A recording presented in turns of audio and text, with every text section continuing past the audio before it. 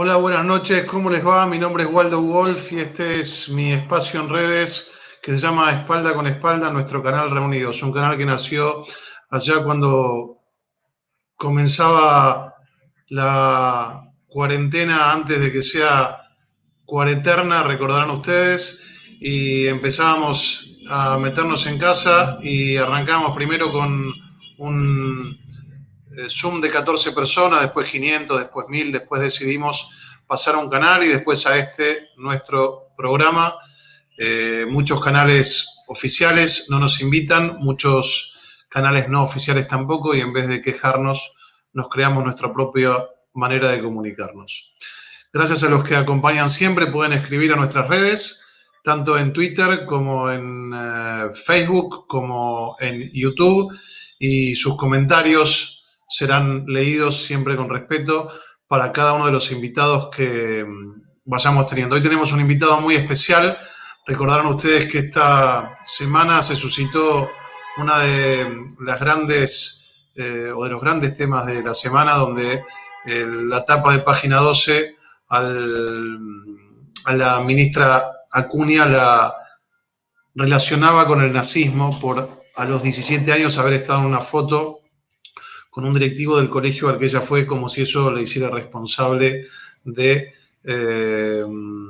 las acciones de un directivo de su colegio que ella no conocía, que además fue denunciado años después de que ella se recibió.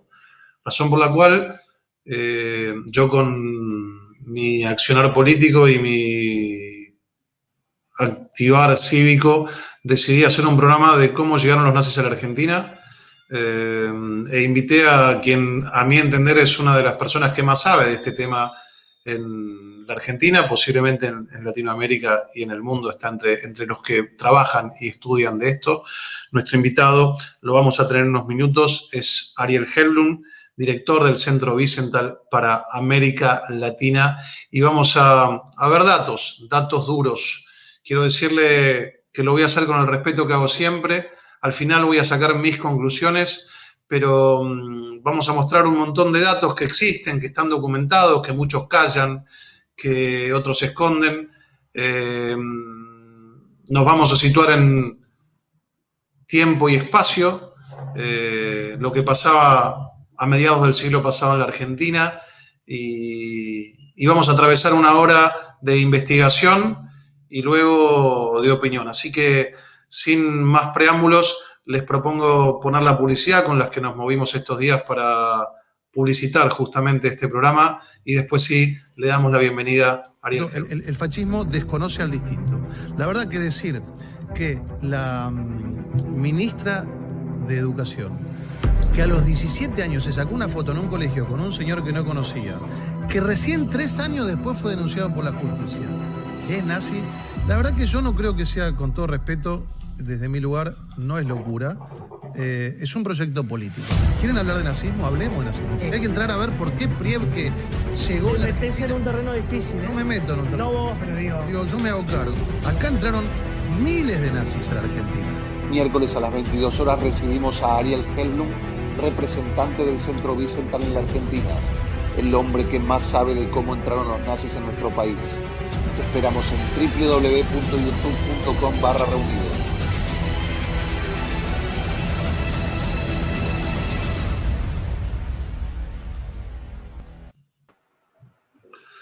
Bien, mientras le doy la bienvenida a Ariel y le pido a mi equipo de producción que ponga las redes en las que pueden escribir, y nosotros vamos a ir leyendo sus comentarios en el banner.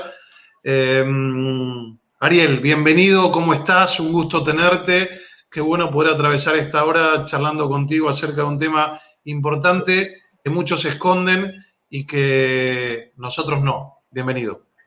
Bueno, muchas gracias por recibirme acá en tu casa, en tu oficina, y que podamos tener esta charla con nosotros para poder, no sé, llevar un poco de datos, un poco de información. Espero que no hayas exagerado demasiado en los comentarios sobre si soy de los que más sabe, pero bueno, creo que hay alguien que sabe más que yo, pero vamos a ver si te puedo dar respuesta a tus preguntas. Te ponemos a prueba. Contanos, ¿qué es el Centro Simón Wiesenthal? ¿De dónde viene? ¿Quién fue el famoso Simón Wiesenthal? Simón Wiesenthal, este señor que tenemos en la foto acá, fue un sobreviviente del Holocausto, un arquitecto que tenía una familia, como la tenemos todos, una familia muy numerosa, de alrededor de 90 personas, y luego de haber atravesado 7 campos de concentración en la guerra, solo sobrevivieron él y su esposa. Cuando la guerra termina, él tenía poco menos de 50 kilos. El final de la guerra lo encuentra en el campo de Mauthausen, en Austria. Y mientras él empezaba a recuperarse, porque su salud estaba absolutamente deteriorada, él veía como los soldados norteamericanos o los oficiales norteamericanos empezaban a juntar datos, a juntar información. Él quiso desde ese primer momento ayudar con esa tarea de juntar toda la información necesaria para que ninguno de los perpetradores de la barbarie más grande de la historia de la humanidad pueda salir impune. A lo largo de los años que siguieron la guerra y después de los juicios de Nuremberg, él sostenía que el gran victorioso de la Guerra Fría no eran ni los americanos ni los soviéticos, sino los nazis, porque el mundo frente a ese nuevo conflicto había perdido todo interés de hacer justicia sobre lo que había pasado durante la época de los nazis. Él dedicó absolutamente toda su vida hasta muy entrados ya los 90 y largos años, murió en 2005, justamente a poder llevar toda la información necesaria para que los estados puedan identificar, juzgar y en definitiva condenar alrededor de 1.100 criminales nazis y cómplices de este sistema perverso que azotó al mundo durante los 30 y 40. En el año 77, haciéndose él ya grande, un grupo norteamericano se le acerca y le propone que quieren armar la institución que vaya a sucederlo cuando él no está. Él impone un legado para decir, yo estoy dispuesto a que ustedes tomen mi nombre y continúen mi tarea siempre y cuando ustedes no sean un memorial del Holocausto. Ustedes tienen que ser una institución activa en cada lugar y momento donde les toque para poder denunciar todos los actos de racismo, de xenofobia, de discriminación, de antisemitismo, de terrorismo y todo aquello que vulnere a la convivencia en la diversidad en una democracia, porque así se empieza. Él decía que lo que empieza con los judíos nunca termina con los judíos. Claro. Y por supuesto, aceptamos esa tarea. Yo nos defino como la institución que a él le hubiese gustado que exista para impedir que el nazismo haya llegado al poder. Si me permitís, antes de meternos en tiempo y espacio y viajar a los años 30 en la Argentina, a los judíos, un autor fantástico los definió como los canarios del minero.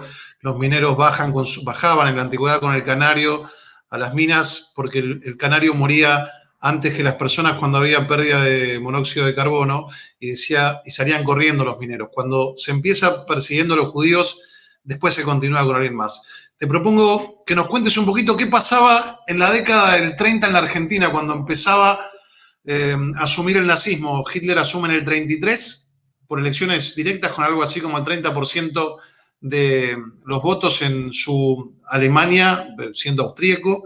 ¿Y qué pasaba en la Argentina?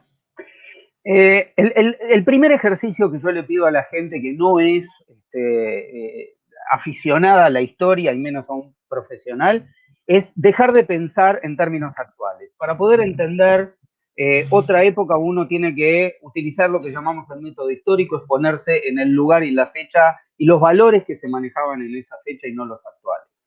Para ese entonces, lo primero que tenemos que entender es que ni Argentina y en pocos lugares del mundo la democracia estaba valorada. Es decir, habíamos tenido el golpe del 30 y el poder en elecciones fraudulentas, no nos olvidemos que se llamaba la década infame, se lo repartían dos grupos que se sostenían en el poder pero discutían entre ellos. Uno era un grupo ultranacionalista y por el otro lado los grupos, digamos, aristocráticos más liberales, mientras unos eran, imaginaban que la única forma, digamos, los últimos, la única forma de poder sostener una posición como la que Argentina había tenido en el siglo XIX era casi ser súbditos de Gran Bretaña. El otro grupo entendía que la economía más importante en el mundo y que en ese momento era el poder central era Alemania y había que estar cerca de ellos. Entonces, entre estos dos grupos se jugaba prácticamente toda la posición económica o la posición de poder en la Argentina. ¿Cuál es el primer gran acto político del nazismo en la Argentina? Un ícono del nazismo en la Argentina. Sin dudas, el acto de 1938 en el Luna Park. Pensemos nosotros que mientras vos hablás, estadio. Mientras vos hablás, yo muestro algunas fotos del acto. Esto fue en el Luna Park en el 38. Contá un poquito de qué se trata. Alemania empezaba a expandirse en lo que ellos llamaban el espacio vital y había ganado un referéndum en Austria que se llamó el Anschluss o la anexión, en el cual Austria aceptaba ser parte de la Gran Alemania. Luego repetirían algo parecido más adelante con Checoslovaquia y el mundo seguía callando hasta que el 1 de septiembre del 39 lo hacen con Polonia. Pero Austria fue el primer paso y en todos lados del mundo los embajadores, no nos olvidemos que eran embajadores y activos representantes del régimen nazi. Von Termann, que era el representante o el embajador nazi en la Argentina, se movió especialmente para poder llevar adelante este acto que, como vemos, hasta con uniformes y con toda la parafernalia nazi. Ahí se los ve a los que están en primera fila con el uniforme nazi directamente y parecería estar en Berlín, ¿no? Mirá la ornamentación del lugar. ¿Quién organiza esto? Quien lleva adelante la organización es, por supuesto, el embajador alemán en la Argentina, von Termann, pero por supuesto con mucho acompañamiento de las instituciones, casi todas las instituciones alemanas que se alinean detrás de él. Por supuesto, hubo instituciones nuevas, como por ejemplo el Colegio Pestalozzi, que fue creado para esa época sosteniendo de que no querían llevar adelante, que para ellos Alemania no era la Alemania nazi, sino otra posición de Alemania. O los por entonces hermanos Alemán, que tenían el diario Argentinische Tageblatt, por ejemplo. Contame un poco qué pasaba en la Cancillería, qué pasaba en la famosa reunión de Evian, qué hacía la Argentina. 2 meses más tarde de esto que sucedió aquí, como un enorme acto de propaganda, Hitler manda una carta a un congreso, a una conferencia que se llevó adelante en el balneario de Evian, en Francia, en la cual más de 30 países se juntaron para ver quién de ellos no recibía a los judíos. Hitler les dijo, si alguno de ustedes los quiere, con mucho gusto, los judíos que viven en Alemania se pueden ir. De todos los países, todos ponían las excusas por las cuales no iban a recibirlos, salvo, esta es una nota de color, de República Dominicana, que estaba gobernada por ese entonces por el dictador Trujillo, que él quería recibir hasta 100.000 judíos, hombres, agricultores y solteros, pero sencillamente porque lo que él quería era que se casen con las negras que vivían en República Dominicana y emblanquecer la población. Es decir, esta era la idea que en su momento tenía Trujillo. Cabe recalcar para que pongamos gráficamente esta situación. Si cada uno de los países que asistió a la conferencia de Evian hubiese recibido 17.000 judíos, no hubiesen muerto en las cámaras de gas los que vivían en Alemania. Sin embargo, absolutamente todos los países que estuvieron presentes ahí dijeron que no. Para ese entonces, el canciller argentino elabora una orden secreta llamada Circular 11. Cantilo, ¿verdad? El canciller Cantilo, ¿verdad? Exactamente. Elabora una orden confidencial, estrictamente confidencial, lo dice ahí, reservada, secreta, en la cual con eufemismos diciendo, por ejemplo, que se busque de no otorgar visas a personas que en otros países resultasen indeseables, hablando obviamente de los judíos, dando a Acá, entender... yo no sé si la gente que está mirando alcanza a ver, pero les digo, donde yo estoy pasando el cursor de la computadora que se ve, dice exactamente la palabra indeseable o expulsado. O sea, se los definía a los judíos como indeseable y expulsado.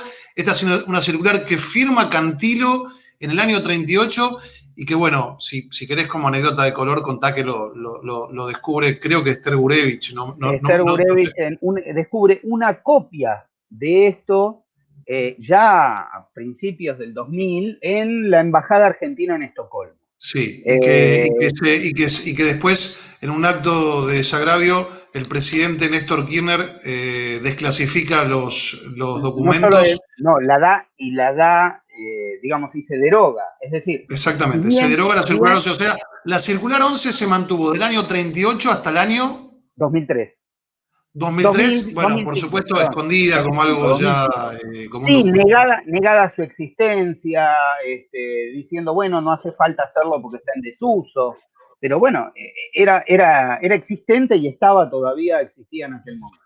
Bueno, basamos si querés para ir hilando y utilizarla ahora con mucha data. Empieza la guerra, la Argentina se mantiene, esta es una opinión mía, ¿no? Las opiniones mías son mías, se mantiene de manera neutral hasta un año y medio antes, un año antes que termine la guerra. No, ni siquiera un año, es en los últimos meses, Sí, faltando muy sí, poco un tiempo año para que la... neutral y le declara la guerra a Alemania 45 días antes, el golpe del Exactamente. 43, que ya me van a mandar mensajes mis amigos del GO, del Grupo de Oficiales Unidos, pro eje, pro germanófilo, se mantiene neutral y hay un hecho que... Entendamos esta idea de lo que sosteníamos antes, es decir, Argentina o los grupos De poder. hegemónicos de poder de ese entonces estaba dividida sobre para uno o para otro, pero sin duda, una vez empezada la guerra, Argentina, como solemos decir, se había transformado en el granero del mundo y no formando parte de la guerra, ganaba vendiéndole a ambas partes alimentos y otro tipo de cuestiones que realmente nos generaba a nosotros un buen ingreso.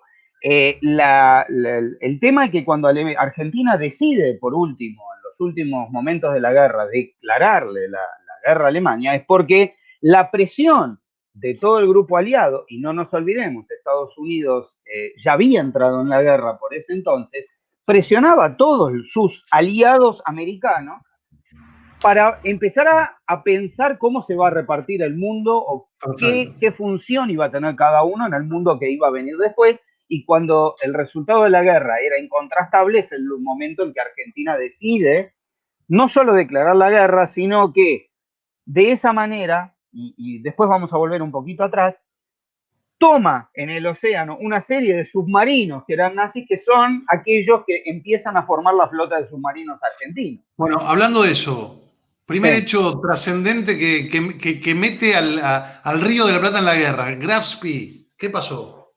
En los albores de la guerra, cuando la guerra empieza a ser en el océano y se transforma verdaderamente en una guerra mundial,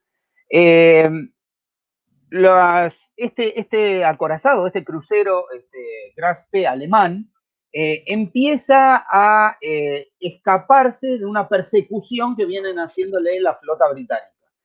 Escapando de eso y gravemente averiado, entra en las costas del Río de la Plata y busca refugio en Montevideo. Ahí en Montevideo entienden, por supuesto, empieza toda una pelea diplomática, pero un país neutral como Uruguay en aquel momento entiende y se manejaba muy rápidamente el embajador británico para ver de qué forma pueden hacerse con ese barco y detener a los marineros que ahí estaban. Cuando esto se evidencia, von Terman, que era muy importante no solamente en Argentina, sino en toda la región, lleva a que el barco salga, averiado y todo, salga a las costas del Río de la Plata, se hunda en el Río de la Plata y fueran rescatados por personal costero argentino. Son detenidos. Podemos decir que el hundimiento frente a las costas argentinas del Graf Spee y el desembarco de su tripulación fue una muestra de la connivencia del sector militar de aquel entonces que gobernaba la Argentina con... No, yo te diría que no. Yo lo que diría es, en esto hay mucha habilidad diplomática y de acción del embajador alemán en aquel momento, sabiendo que él podía manejar mucho mejor lo que iba a pasar después en la Argentina que en Uruguay. Que en definitiva lo que hizo es que de a poco, es decir, salvo el capitán del Graf Spee que se suicida en el hotel donde están siendo detenidos, entre comillas, los marineros, de a poco, en lugar de repatriarlos o tomarlos prisioneros, van lo que ellos llamaban externándose y fueron saliendo de esa prisión y muchos se quedaron a vivir en la Argentina. Bien. De hecho, en distintos lugares del interior. ¿Cuándo termina la guerra y empiezan a llegar, nos enteramos muchos años después, famosos criminales de guerra a la Argentina? Vamos a detenernos en 4 emblemáticos y te pido que tratemos de hablar de cada uno con los trazos gruesos. Vamos a arrancar con quien esta semana volvió a hacer noticia, Priebke, Eichmann, Klaus Barbie y Mengele. Arranquemos con Priebke. Sí, ahí yo les suministré ahí unos documentos que son los documentos con los cuales ellos entraron en la Argentina. Erich Priebke era el oficial de las SS alemanas que tenía a su cargo la ocupación nazi en Roma en la última parte de la guerra y frente a un levantamiento de la resistencia donde matan 33 oficiales nazis, él recibe la orden de que su respuesta sea un 10 por 1. Entonces hace una redada en la cual la gran mayoría de todos los que trata de encontrar todos los judíos posibles y los que no, gente de la resistencia, los lleva a las afueras de Roma, un lugar llamado Fosas Ardeatinas, y mata a 335. Este hombre vivió en la Argentina, en Bariloche, y fue por momentos considerado un ciudadano ejemplar. Era presidente de distintas instituciones, entre otras el Colegio Primo Capraro, y fue encontrado a principios de la década del 90 como resultado de una investigación que el centro venía haciendo, porque venía buscando la financiación del grupo neonazi. ¿Cómo llega Priebke a la... vamos a ordenarnos. Digo, vamos a hacer un repaso por los 4 criminales de guerra nazis más emblemáticos, okay, o de nombre más, de rango más alto que entraron a Argentina, y después entramos un poquitito a ver cómo entran. Eichmann. Okay. Ahí están los documentos que estábamos. Adolf Eichmann, estos en general entran casi todos igual, a través de barcos que por lo general venían desde Italia, en la llamada Ruta de las Ratas. Son gente que fue llegando hasta algunos de los lugares y con distintos salvoconductos de la Cruz Roja y de la Iglesia. Ahí estamos viendo los documentos. O sea, la Cruz Roja, el Vaticano en aquel momento le proporciona. No todo el Vaticano, sino a través No, un sector. Acá estamos hablando de personas, de instituciones. Un sector de la Iglesia le proporciona a través de un sector de la Cruz Roja un pasaporte. Salvoconductos que con distintos nombres llegan a la Argentina. Fíjense ustedes que abajo ahí, 14 de noviembre del 48, tiene la entrada Otto Pape. Otto Pape es este señor Erich Priebke. Ricardo Clement, que aparece ahí abajo, no es otro que Eichmann. Helmut Gregor, que está arriba de Ricardo Clement, ese es Mengele, y Klaus Altmann es Klaus Barbie, que fue conocido luego como el carnicero de Lyon. Digamos, ahí está Mengele. Mengele, bueno, el médico que experimentaba con personas, con mellizos, y que fue, en lugar de dedicar sus saberes de la medicina a curar a las personas, él utilizaba a los prisioneros en los campos para experimentos absolutamente inhumanos. Y ahí lo tenemos a Klaus Barbie también. Exactamente. Klaus Barbie después fue a Bolivia y fue asesor de uno de los gobiernos militares, que en cuanto ese gobierno militar cayó, una de las primeras medidas que el nuevo gobierno democrático hizo fue extraditarlo a Francia para que pueda ser juzgado. Bueno, entonces nos ponemos en tiempo y espacio. Argentina termina la guerra, vimos que cambia su posición respecto a Alemania, y comienzan a llegar, por la famosa ruta de las ratas o el Odesa argentino, distintos criminales de guerra. Se calcula, me decías en las charlas que hemos tenido, más de 1.000 seguro. Más de 1.000 criminales de guerra nazi. Nazis y sus aliados de distintos... Nazis y sus aliados, que vamos a ver después un poco de los croatas, los ustayas, llegan. Y vimos la conexión europea, ¿no? Sectores que pertenecían a la Iglesia, sectores de la Cruz Roja, y hay una conexión local. Y ahí me quiero meter en la conexión local y pasar a dos personajes que fueron trascendentes en la conexión local entre los nazis y los criminales de guerra no nazis, croatas y sus aliados, ahí belgas también, y el gobierno local. Y te pongo fotos de dos de ellos, Füllner y Freude. Hablemos un poquitito de Füllner y de Freude. ¿Quiénes eran? ¿Qué lugar ocupaban? Arranquemos por Freude, si te parece. Exacto. Y de hecho, para poder arrancar por... Freude, Rodolfo, para que vean, Rodolfo, es el que está es el segundo de la derecha o el tercero de la izquierda, si quieren. El más joven. Es el más joven de ellos.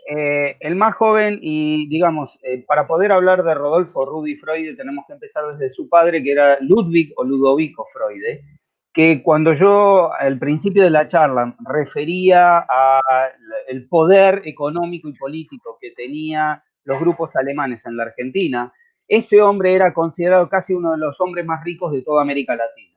Era el presidente del Club Alemán, fue director del Banco Alemán Transatlántico, que fue el producto de toda una investigación que nosotros presentamos fin de febrero, principio de marzo, sobre el destino del dinero, que es para otro tema.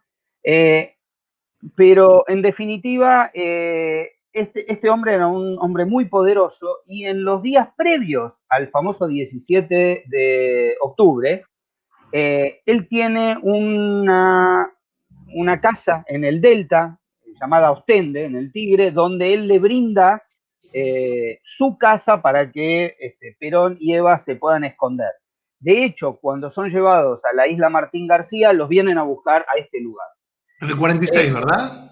En el 45.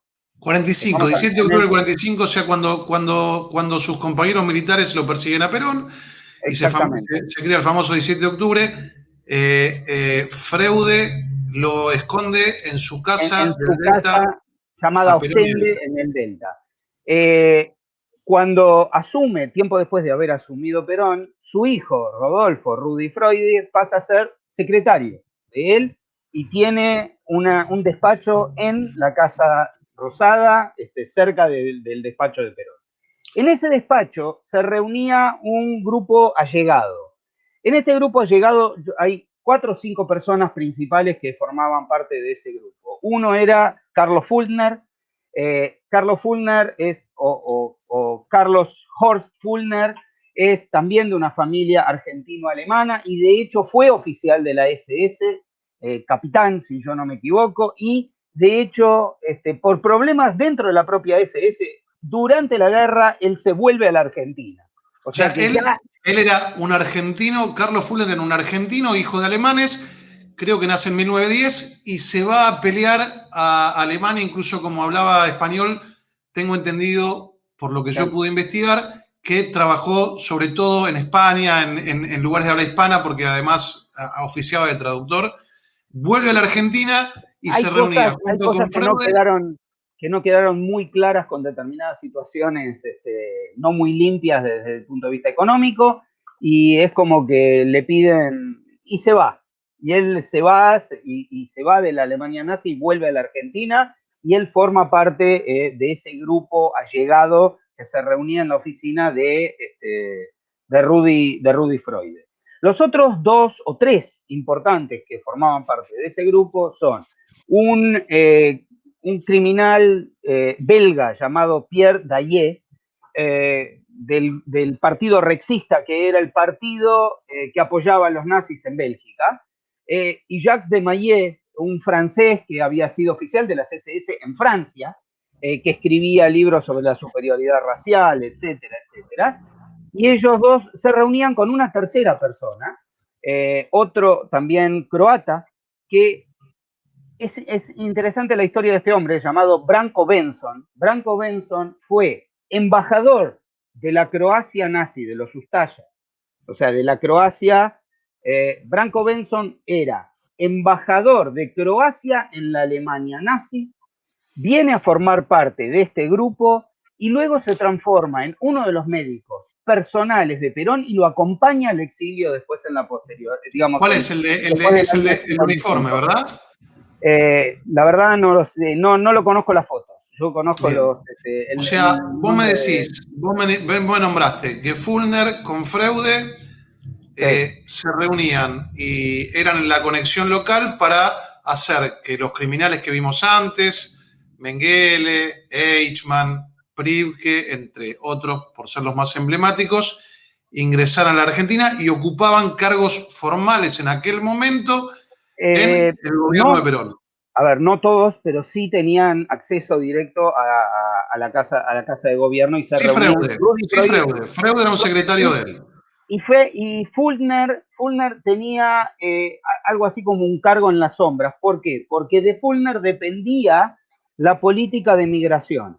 En migraciones el primero de los directores era uno llamado Pablo Diana, pero Pablo Diana también tuvo algunas desobediencias porque, digamos, por unas cuestiones de corrupción, si determinados inmigrantes judíos que ponían la plata necesaria, él les daba la entrada.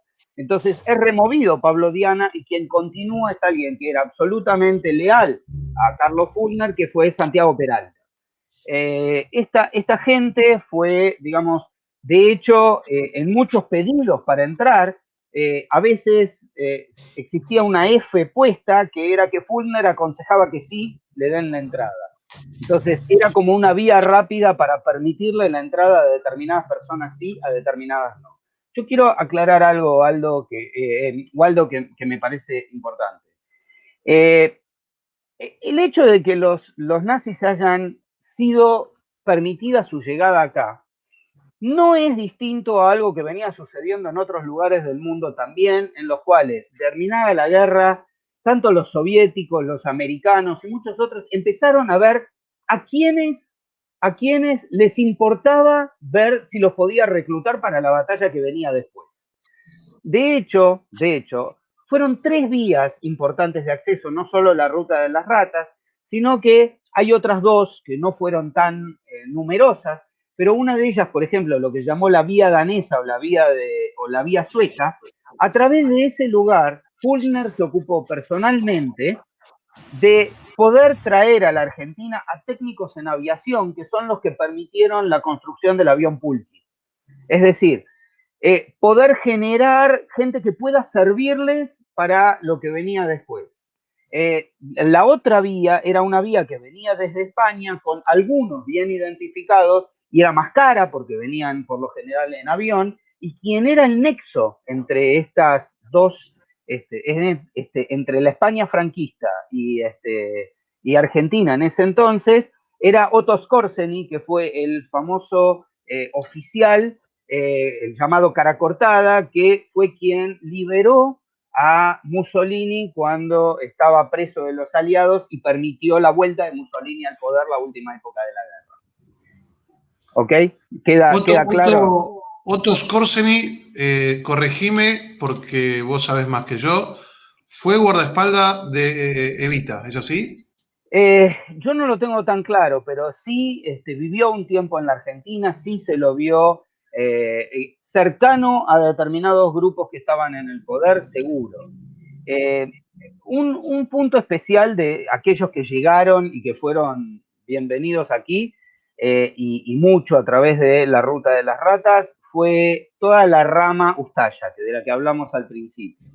Es decir, fíjense lo importante que era este destino para todo el grupo pro-nazi que había gobernado Croacia en aquel momento, llamado Ustaya, que su número uno, el llamado Führer Ustaya, era Ante Pavelić, sí vino a vivir a la Argentina y sí tuvo una serie de encuentros. Ante Pavelić es el que está aquí en el medio.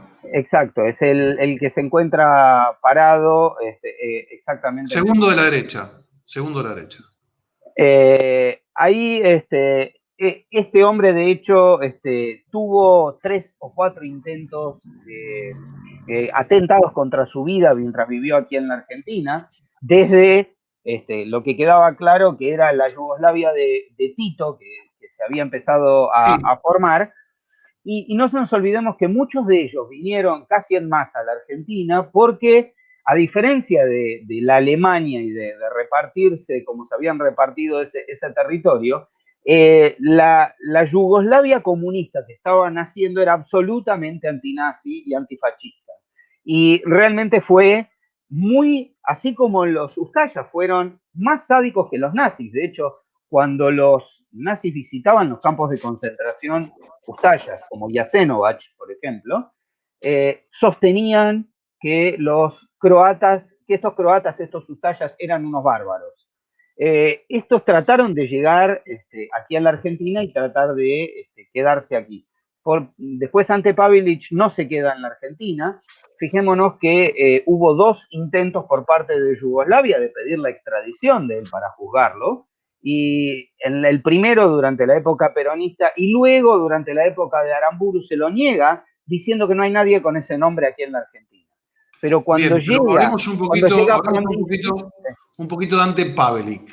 Ante Pavelić, el señor obeso a la derecha es Göring, sí. Y a su izquierda está Ante Pavelić.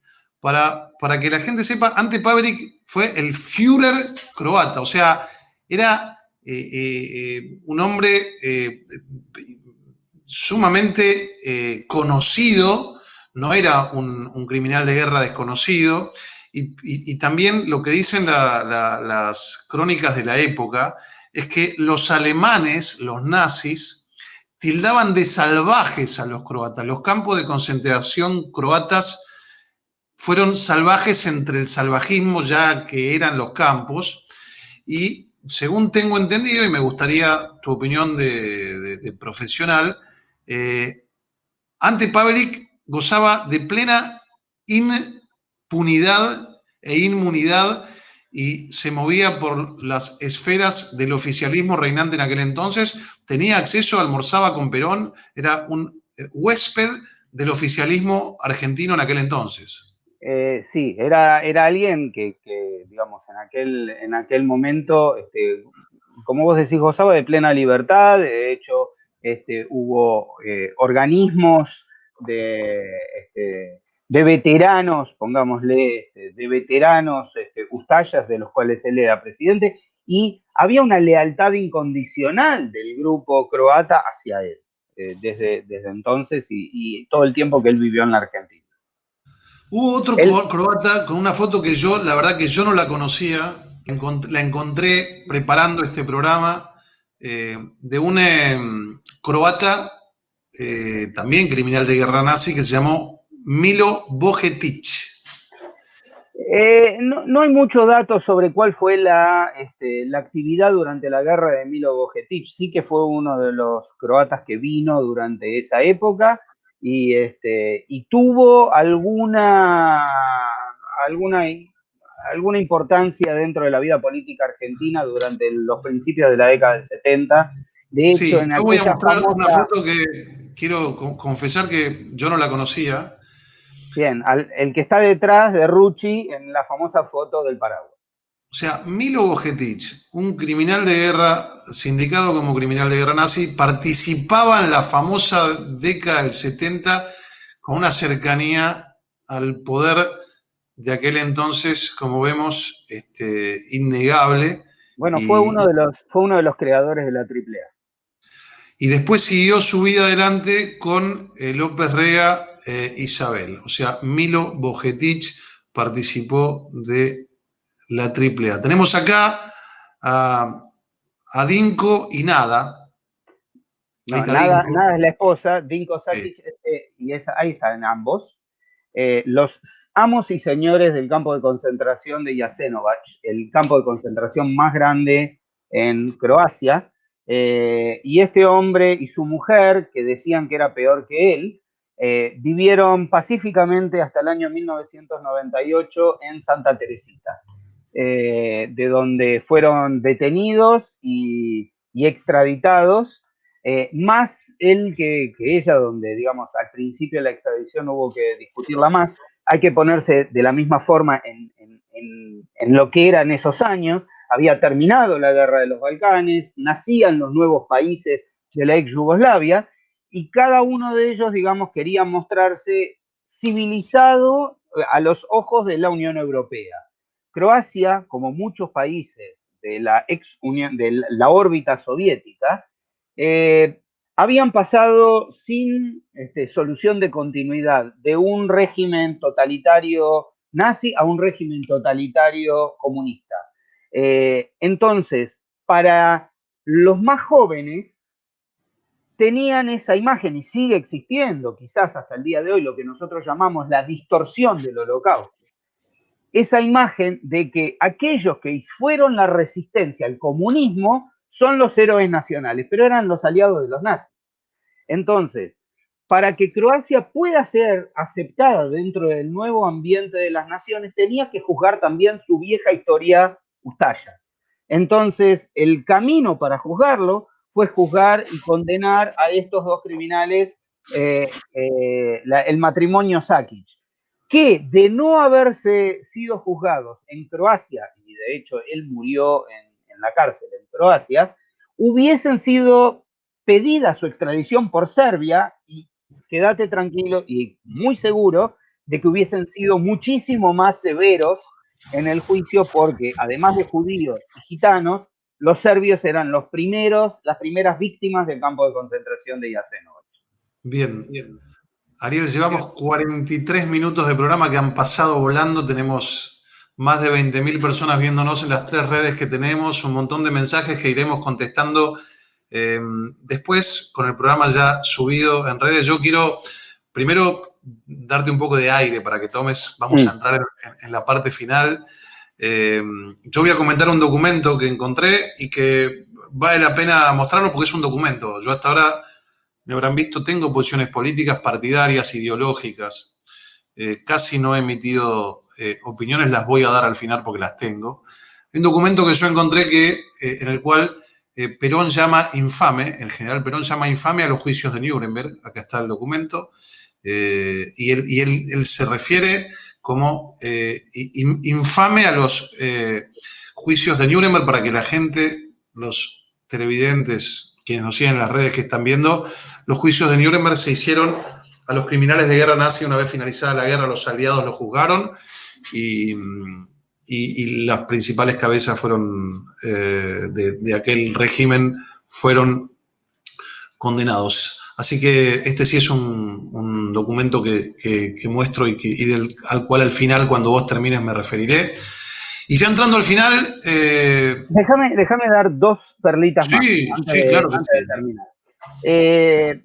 Es decir, yo no puedo referirme a los demás, más de 1.100 o 1.000 y pico que entraron a la Argentina. Pero dentro de esto hay dos que, digamos, dan una nota de color como dentro de toda esta historia que venimos contando. Uno es el caso de Ronald Richter. Es decir, así como este grupo cercano trataba de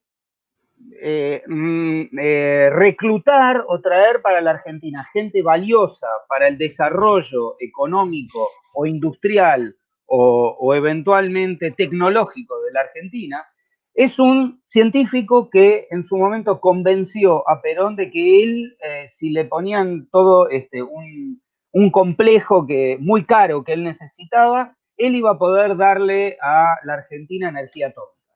Le pusieron todo un complejo en la isla Huemul, en el Nahuel Huapi, y a lo largo de los años lo único que hacía era todavía me falta, todavía me falta, todavía me falta, pero en definitiva siempre fue un engaño y nunca logró absolutamente nada. El otro es uno de los que estuvimos hablando, como decías vos, al principio de la pandemia, que es Karl Peter Weirnet. Es un médico danés que él fue llamado algo así como el Mengele de Buchenwald, digamos, así como Mengele hacía experimentos en el Buchenwald, campo de concentración de Buchenwald. En el campo de concentración de Buchenwald, él había conseguido la autorización para poder experimentar con homosexuales para curarlos. Y luego vino a la Argentina, fue recibido aquí y trabajó adscripto directamente a las órdenes del Ministerio, de lo que por entonces era la Secretaría de Salud Pública. Y trabajó en la Argentina y murió en la Argentina en 1965. Bueno, la verdad que han sido casi 46 minutos donde hemos brindado mucha información. Yo te voy a pasar la palabra para que nos cuentes un poquito qué está haciendo hoy el Centro Bicental. ¿Quiénes son los nuevos nazis? ¿Quiénes son los nuevos neonazis? ¿Y cuáles son los nuevos desafíos que tenemos? No solamente los que tenemos la historia de defensa de nuestra identidad, en nuestro caso siendo judíos, sino que aquellos hombres que abrazamos los valores de la civilización sin importar nuestra religión, y debemos luchar contra este flagelo entre quienes se encuentran estos grupos nazis y neonazis. Yo no me referiría solamente a nazis o neonazis. Nosotros definimos que el odio no es ni de derecha ni de izquierda, es ambidextro. Es decir, el odio viene desde distintos lugares y ponerles el epíteto de nazis o neonazis es poner que el odio viene solamente desde la derecha, cosa que esto no es así. Nosotros nos enfocamos muchísimo en todo, como lo dije al principio, en todo lo que tenga que ver con manifestaciones de racismo, de xenofobia, de discriminación, de antisemitismo, que viene desde ambos sectores. Y el discurso de odio está muy presente. Yo tengo, como dice el viejo chiste, buenas y malas noticias que nuestro trabajo nos lleva. Dentro de las malas noticias, nosotros vemos cómo siempre se expande el mensaje de odio, y en esta época de cuarentena o de pandemia en el mundo, las teorías conspirativas y el discurso de odio ha vuelto a ganar espacio. Las redes sociales están muy llenas de este material, e inclusive muchos de estos discursos son delictuales, es decir, recordemos por ejemplo aquella famosa pegatina en Neuquén, donde llamaban a normalizar el tiranicidio, llamando directamente a matar al presidente Fernández. Esto fue el año pasado, esto, ¿verdad? Este año, hace 2-3 meses atrás. Grupos que salen a hablar, digamos, de teorías conspirativas, de que los judíos inventaron el COVID, y si no lo inventamos, nos llenamos de dinero con la venta de las vacunas, y si no podemos demostrar ninguna de las dos cosas, bueno, si usted tiene el COVID, vaya y abrace a los judíos para poder contagiarlos. O sea, claro, de una u otra manera esto está presente. Las buenas noticias es que, a pesar de la pandemia, Argentina adoptó, así como Uruguay lo hizo anteriormente en la región, lo que nosotros llamamos la definición de antisemitismo de la Alianza Internacional del Recuerdo del Holocausto. Sí, en inglés, para que la gente sepa, se llama IRA, International Remembrance Holocaust Remembrance Alliance. Este organismo es un organismo formado por 35 países, de los cuales Argentina es el único miembro pleno de América Latina, que en 2016 elaboró un estándar internacional para poder identificar cuándo un acto o un delito es antisemita y cuándo no. para que nadie discuta, estás poniendo un sello y con eso estás discutiendo. Bien, ahí están los ejemplos claros y concretos de cuándo sí, cuándo no, y Argentina lo adoptó. Entonces, nosotros tenemos que entender que la ley antidiscriminatoria que está vigente desde el año 1988, cuando se refiere a una discriminación antisemita, hay que leer los ejemplos de esta definición que fue adoptada no solo por el Poder Ejecutivo Nacional, sino por el Poder Legislativo, por muchas legislaturas de las provincias, universidades en la Argentina y hasta la AFA, y hasta el Sindicato de Educadores de la Ciudad de Buenos Aires, y queremos que todas las instituciones lo adopten, porque es un mensaje de decir, hasta acá llega el mensaje de hoy. Bien, en primer lugar agradecerte. Tenemos muchos mensajes, hoy es un día que no he pasado demasiados mensajes porque mi intención era dejar documentado algo que en la Argentina no se ha hablado. Vos sabés que nosotros, convencionalmente en este, que es mi programa en redes, que se llama Espalda con Espalda, tenemos en general personajes vinculados a la política, y hoy fue un placer tenerte a vos porque fue una clase para muchos de nosotros. Yo te voy a pedir dos cosas antes de pasar a mi columna final. El programa este se llama Espalda con Espalda, así que te voy a pedir que te pongas, te gires hacia tu derecha y yo hacia mi izquierda y nos saquemos una foto espalda con espalda, porque hoy, ahí mi equipo va a sacar la foto, hoy estuvimos espalda con espalda dando clase post, yo apenas preguntándote y facilitando mi agenda, la audiencia que esta actividad me dio la posibilidad de tener para hablar de un tema que muchos no quieren hablar. Y tenemos un regalo, siempre le hacemos un regalo a quien viene, que es una caricatura. Tenemos un gran caricaturista que nos acompaña siempre. Estas son las caricaturas que él hace, ahí las podés ver, se llama Ignacio Ledesma, no sé si las ves. Y te hizo una caricatura de regalo para que la tengas, después te la va a mandar mi equipo. Esta es tu caricatura. Bueno. Sí, no, fuiste agraciado, ¿eh? Hubo gente donde se le exacerbaron muchísimo más algunos rasgos. Gracias, Tomás Ledesma. Están sus redes aquí, pueden ver lo que hace, pueden pedirle trabajos. Un gran caricaturista y gracias por estar. Así que si te quedas durante mi columna, te doy un minuto para que des tu despedida y yo me despido con mi columna final. No, muchas gracias, digamos, por poder compartir parte de, digamos, de lo que hacemos o de lo que conocemos.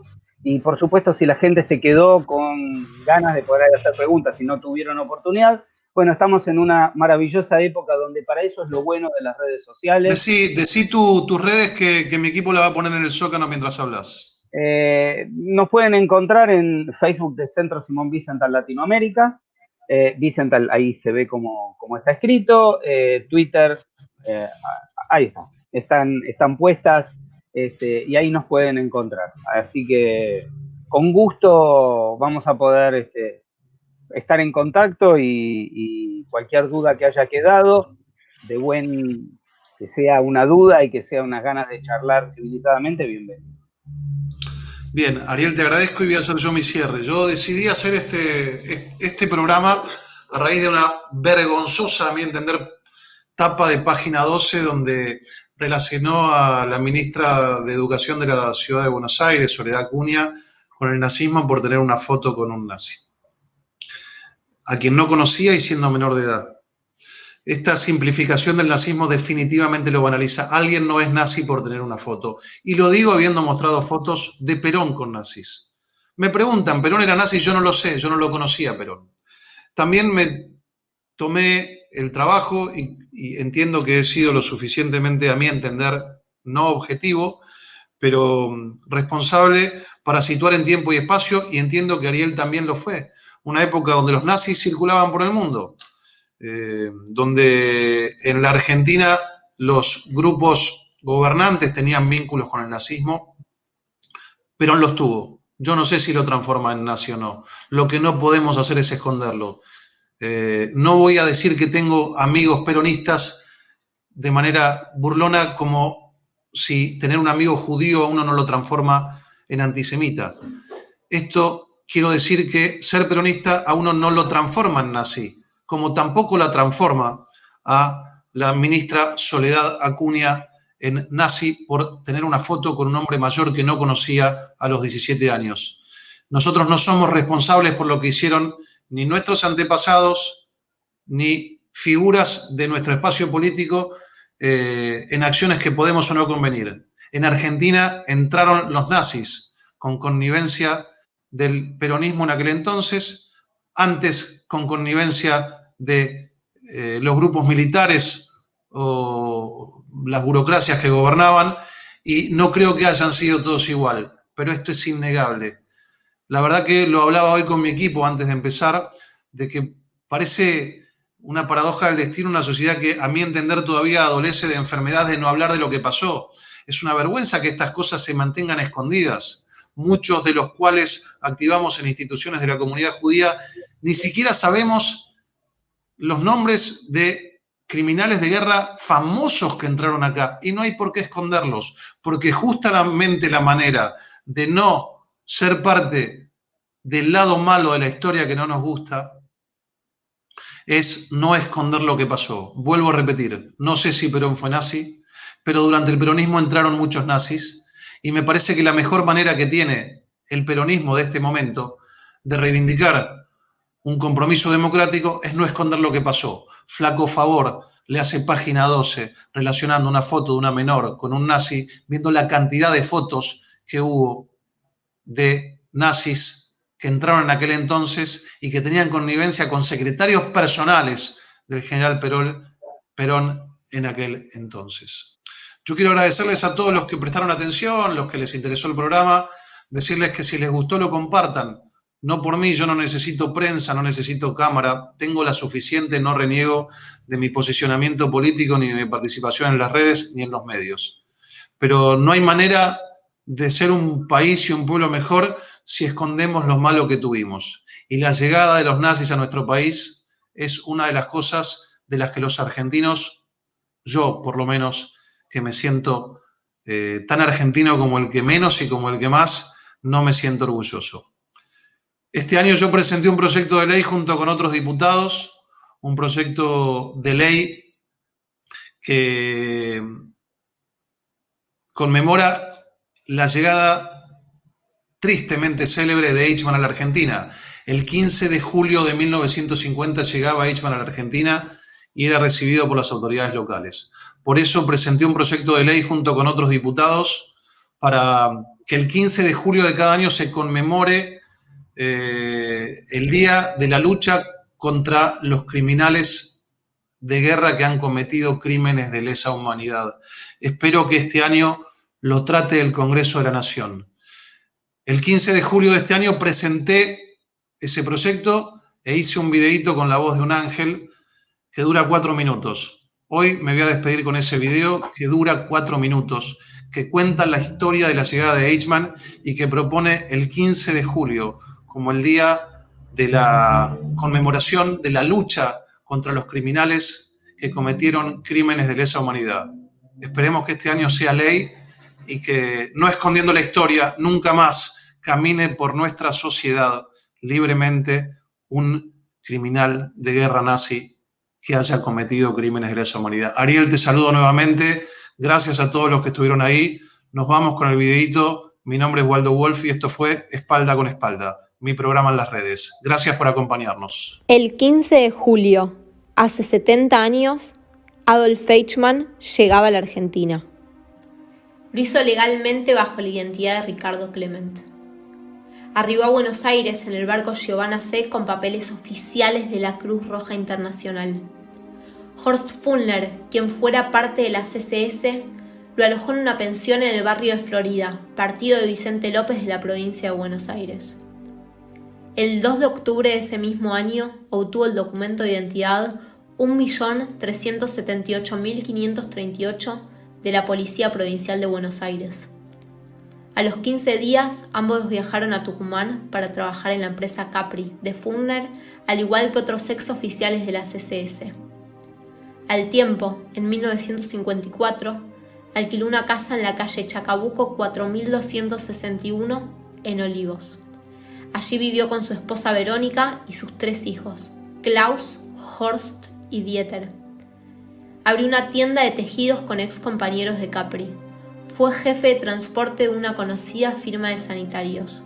Se hizo cargo de una granja de conejos, escribió ficción y concibió un relato en el que unos extraterrestres son recibidos en Tucumán por una pareja. En 1955 nació su 4º hijo en Argentina. En Buenos Aires se encontró con un conocido jerarca nazi, Otto Skorzeny, quien le presentó al SS holandés Willem Sassen, quien a su vez le presentó en 1952 a Mengele, quien también vivió en nuestro país. Se reunieron ocasionalmente en la Valle al 500, un reconocido restaurante. Allí se juntaron a tomar café. También tuvo contacto con el general de las SS, Ludolf von Alvensleben, ex mano derecha de Himmler y uno de los oficiales nazis de más alto rango fugados a la Argentina. El dueño de una conocida empresa de cocinas, amigo de Mengele, lo contrató por 16 meses antes de que fuese a trabajar a una de las empresas automotrices alemana más conocida. A mediados de los 50, en Argentina, Eichmann fue reconocido casualmente por un sobreviviente del Holocausto, Lothar Hermann, quien había perdido en un campo de concentración nazi un ojo y 6 hermanos. El fiscal Bauer se contactó con agentes israelíes. En 1960, Eichmann fue secuestrado por los servicios de inteligencia de Israel, en lo que se dio a conocer como la Operación Garibaldi. Esa era la calle en donde él vivía. Tras un largo proceso en el que los jueces lo acusaron de crímenes contra el pueblo judío y la humanidad, Eichmann finalmente fue condenado a muerte en 1962. Dijo que moría feliz por tener en su haber el exterminio de 5 millones de seres humanos, enemigos del Tercer Reich, y antes de morir gritó: «¡Viva Alemania! ¡Viva Argentina! ¡Viva Austria! No las olvidaré». Hoy, hace 70 años, que este criminal emblemático de uno de los genocidios más atroces de la historia, el Holocausto, considerado por los tratados internacionales como un crimen de lesa humanidad, llegaba a nuestro país. Tenemos un compromiso con la historia, la de no dejar entrar a ningún criminal de guerra que haya cometido crímenes de lesa humanidad. Nunca más. Tenemos otro compromiso, la de contar lo que pasó. Un compromiso con la memoria, con los derechos humanos y un compromiso con la democracia.